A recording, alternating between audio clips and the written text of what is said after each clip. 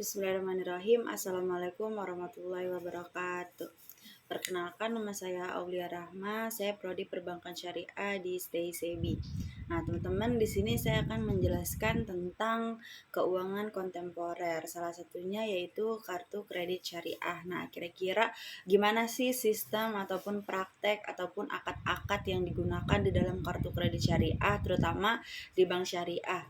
Nah, yang pertama itu kita ngambil dari praktek-praktek lapangan seseorang yang ingin membeli mobil atau membeli laptop. Jadi dia menggunakan kartu kredit syariah.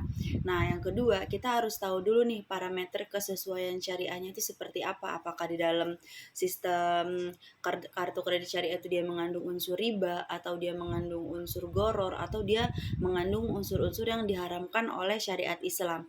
Nah, dari penelitian dan dari analisis yang udah saya dapat bahwasanya kartu kredit syariah itu dia tidak mengandung unsur riba. Jadi keuntungan yang diambil oleh perbankan syariah dia itu menggunakan sistem fee, yaitu fee dari si nasabah kepada pihak bank dari perolehan-perolehan yang udah dia menggunakan kartu kredit syariah tersebut. Jadi dari kartu kredit syariah ini tidak mengandung unsur riba atau dibolehkan dalam syariat Islam.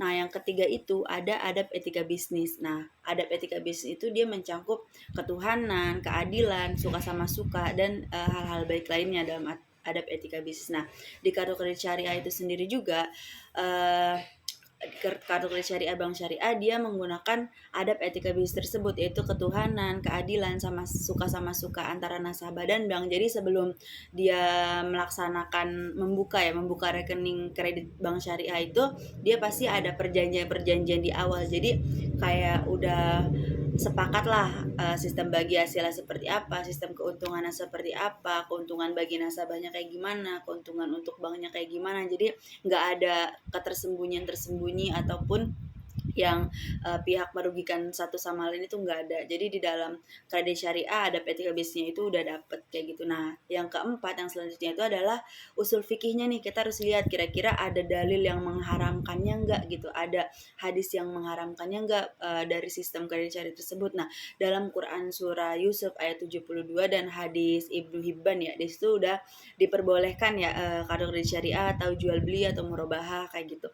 Nah, yang ke 5 yaitu ada kaidah fikih ya kan. Nah, kaidah fikih itu mungkin teman-teman udah pada tahu nih bahwasanya jual beli itu dibolehkan, muamalah itu dibolehkan sebelum ada dalil yang mengharamkannya seperti itu.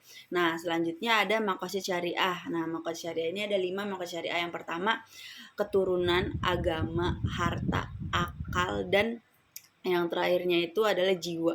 Nah, dari kartu kredit syariah ini udah mencakup ke 5 maqasid tersebut, yaitu keturunan, dia bisa memberikan turunan harta ataupun turunan yang lain-lainnya kepada keturunan-keturunan ke bawahnya. Nah, jiwa dia tadi ya udah terlindungi atau udah terhindar dari unsur riba, goror ataupun hal-hal yang diharamkan. Nah, unsur dari jiwa juga dari kredit syariah ini bisa menyenangkan apabila dia membayar angsuran ataupun membayar cicilan-cicilan tersebut sesuai dengan tepat waktu kayak gitu. Nah, akal juga masih bisa lah ya diterima oleh akal sehat. Nah, selanjutnya akad-akad nih, akad-akad apa aja yang digunain di dalam kartu kredit syariah. Nah, akadnya itu adalah kita akad ijaroh ataupun Nah, akad yang digunakan itu adalah akad ijaro, kafala, ataupun akad qard. Jadi kayak kita bukan mengutang ya, sistem utang piutang. Jadi kayak kita belanja dulu nanti kita bisa dicicil di akhir kayak gitu, teman-teman. Nah, selanjutnya ada konsep fikih muamalah. Nah, konsep fikih muamalah itu kayak ada nasabah dan pihak bank, terus ada barang yang kita belinya seperti itu.